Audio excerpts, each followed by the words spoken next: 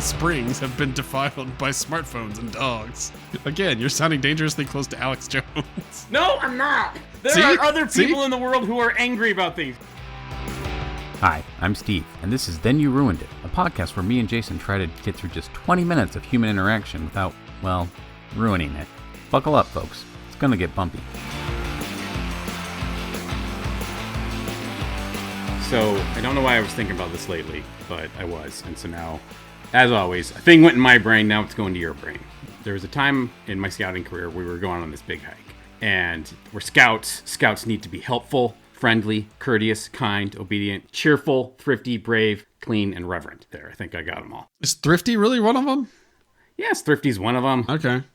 I think thrifty, I just think cheap. So that's just a funny trait. It means not buying crap you don't need. I get it, but it's just what my mind goes to. Okay, sorry. Continue. Wear it in, wear it out, make it do or do without. Is that also a scout motto? No, that's just a general thrifty motto. That's unfortunate. You would know these things if you had been thrifty. I mean, yeah. People would be like, you should be thrifty. You should try that trait. I'm just like, no, you just want me to be cheap. No, I want video games. Not wrong. Anyway, so we were on this hike going up to see the Grand Tetons. There's another called Table Rock. It's right next to it. So we're going hiking there, and there's lots of people hiking. It's very beautiful, but it's a bit of an intense hike. And along the way, there's this beautiful mountain spring that runs through it. And normally, you are able to drink from that spring. At least you were, in the 90s when the world was still clean and pure and innocent. Not like today where it's been defiled by all the, smartphones and dogs. What grinds your gears is some weird stuff. I'm not the only one who doesn't like smartphones. Social media is pissing everybody off. Anyway. I get smartphones, but the springs have been defiled by smartphones and dogs. Again, you're sounding dangerously close to Alex Jones. No, I'm not. There are other people in the world who are angry about things. You could pick any of them. There it is. I could be like George Carlin or Che Guevara. There's all these people you could say I am. But you picked the douchiest. What weird people to mention. Same sentence. George Carlin and Che Guevara. Okay. Anyway, so... Go ahead. Springs are sullied with the dirtiness of smartphones and dogs. So we started the hike, and the rangers let us know, like, hey, kids, just so you know, there's been an outbreak. The river is dirty. Don't drink from it.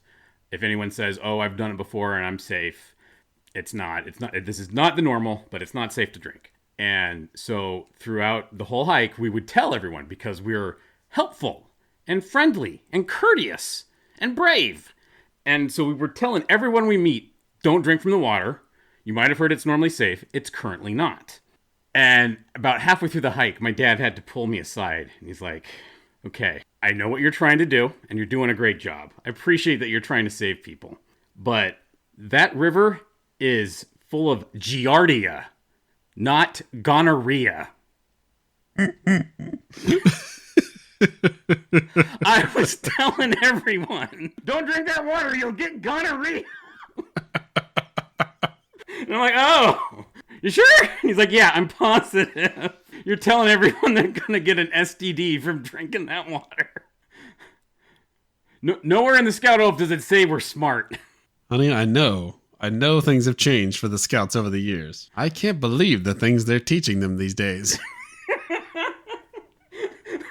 And I was like, oh man, what is this world coming to? We can't drink from these pristine mountain springs anymore because people keep having sex with the rivers. Why, look, down there. See? You see one right now. Those dirty, filthy hippies. You see a long-haired, naked woman just letting the water overcome her. Someday they'll pass a law and change these waters. So, were there any instances in your life where you used the wrong word for humorous intent? Or for humorous consequences, not intent. It has to be you genuinely said the wrong word. Not terribly hilarious. I remember when my brother I was getting to the age where I could speak just fine. I was talking, I wasn't that young, but I was also young enough that you could tell me to say the right thing and get yourself in trouble because I don't know any better. I'm just saying whatever you told me to say. So I remember one night at dinner, specifically, one of those things that will stick with me until I'm on my deathbed. Talking about our beloved home team, the Kansas Jayhawks. And my parents had both stepped outside for a moment, and I was just like, yeah, tell them, Jayhawks kick ass. Yeah, say that. Jayhawks kiss ass. And just the weirdness of that, I guess, brought both my parents inside, like, immediately. Just like, I want to yell at you, but what did you say? I was expecting kick ass. Do either of you know what that means? Like, I don't I think we need to talk with the older of the two of you.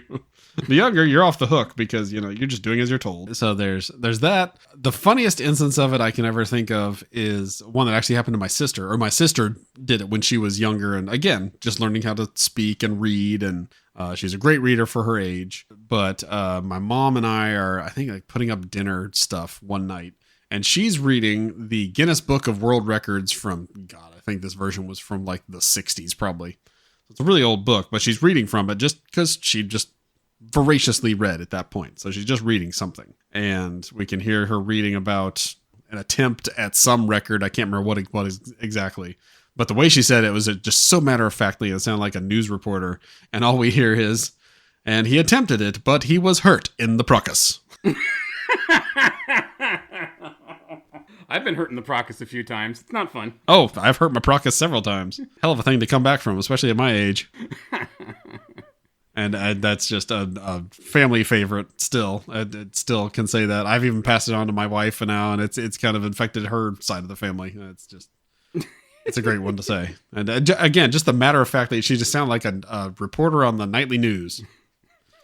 Attempted it, but he was hurt in the precocious. June. So that's got to be easily my favorite because the delivery, the seriousness, the not knowing, me and my mom just peeing our pants with laughter from the kitchen and everything. Like, what is going on? I'm trying to read in here. Thank you. Very serious things going on. Yeah, I can't think of anything. Giardia into gonorrhea. That's a kind of an all timer. I did have my brother did read his biology report and did the instead of organism, orgasm. That was a good one. I would change that biology report. He also wanted to tell his class that we spent the summer at our grandma's condo, but he referred to it as our grandma's condom. That was a big one. Have I told the one about my mom and talking about nipples? Nope. There was one again that did not happen to me. I was there and I heard it. It was more something that was funny to me, but in the context was absolutely perfectly permissible and was actually correct. But I couldn't get over that and I lost my shit.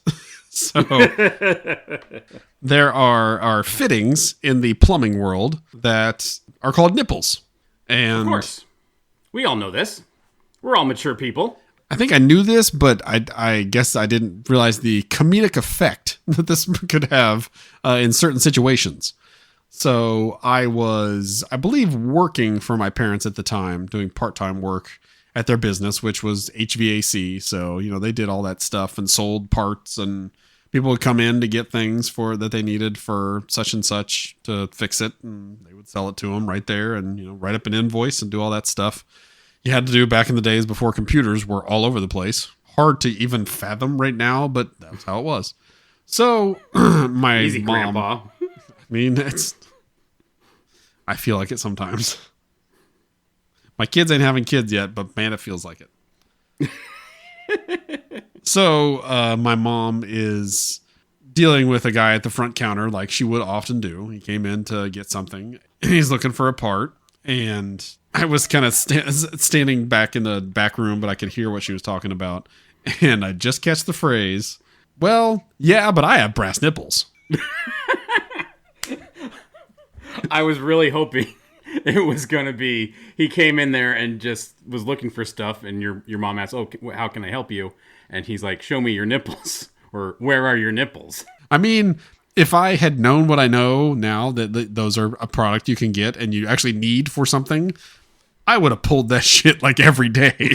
I would have come in. I would have been like the inevitable sitcom that's done about this small town HVAC store. I would have been the guy that just came in and is clearly getting off on asking everybody about their nipples. No problem, 100%. But yeah, you just hear my little tiny, because I was younger at the time, little high pitched laugh coming from the back. My mom deals with the customer as she would because she was a professional. And then she came back and asked me, like, what are you doing? What is your deal? What is wrong with you, child? Yeah, nothing's funny about this job. What's your problem? If I've told you once, I've told you 100 times. There's no joy in the plumbing business. That really isn't. That's why I didn't go into it myself.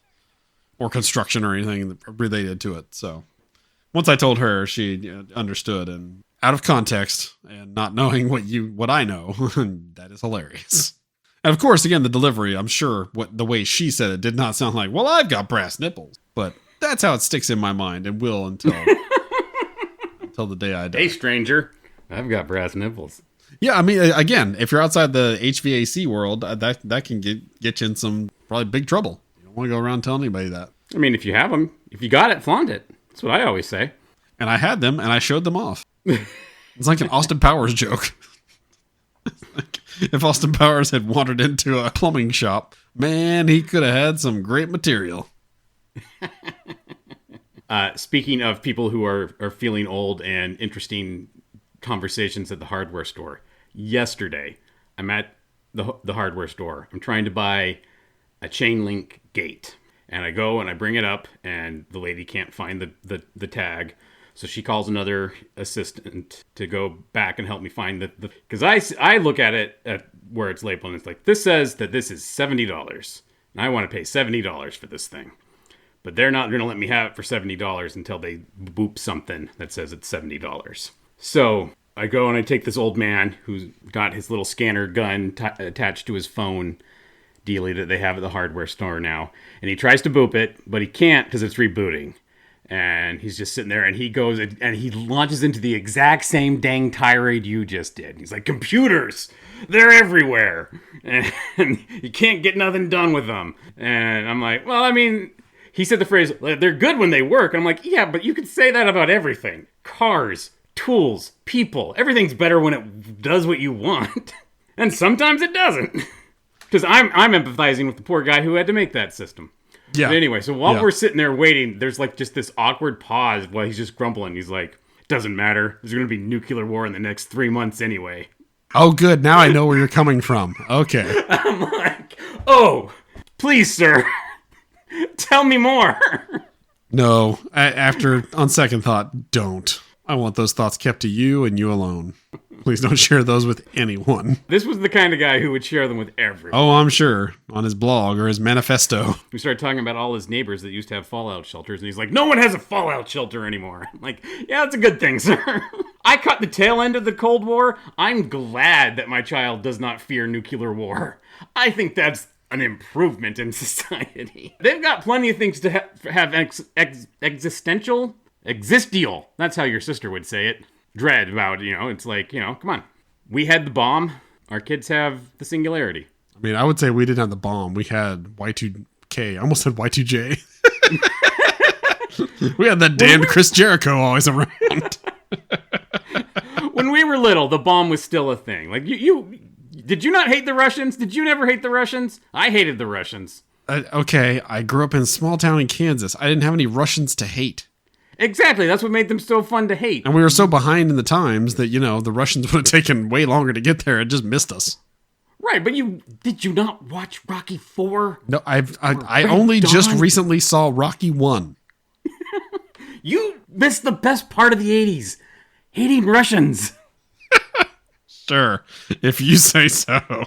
I thought it was, I don't know, the Brat Pack. I know what you think it was, the Bengals. Oh, man. I had such a thing for, the lead singer of the Bengals, man. When they sang Walk Like an Egyptian, her eyes like dart side to side. I'm like, oh, yeah, I'm walking like an Egyptian. And I might go blind. I'm walking like an Egyptian so much. Put my arms like this, I do like this, and and hey. One thing that definitely did not miss me in the 80s. Having a hard-on for whatever her name is on the Bengals. I feel like I'm betraying her. I can't think of her name. Like, I didn't love her. You never knew her name. I know. I did. I totally did. You broke the dude code. You can't jack off to someone if you don't know their name. That is not a dude code, and you know it. Yeah. There is no such thing.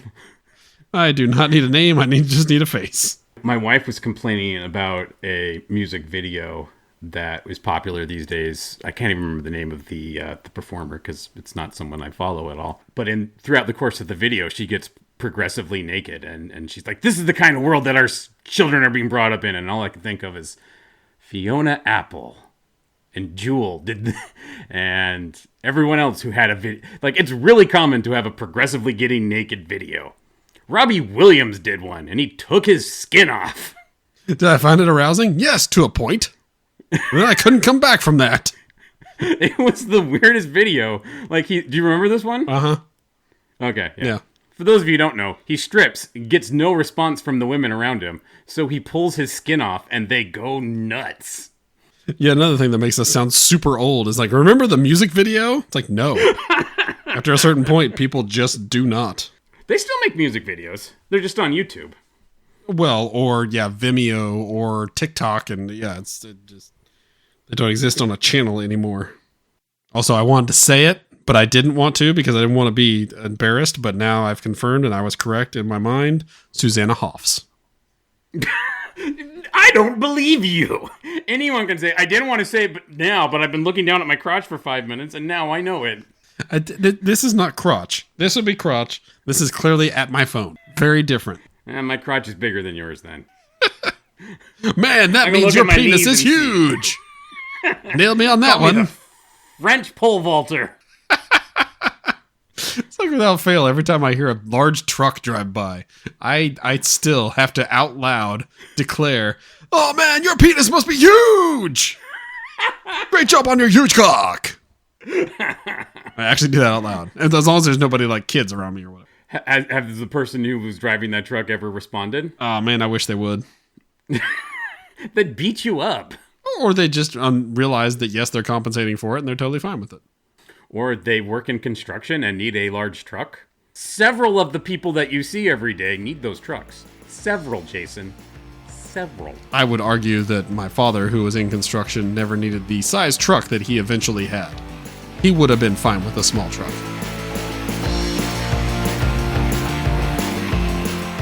Thank you for joining us for another episode of Then You Ruined It. If you enjoy our flavor of nonsense, please like and subscribe wherever you found us. And please share with your friends and cooler family members.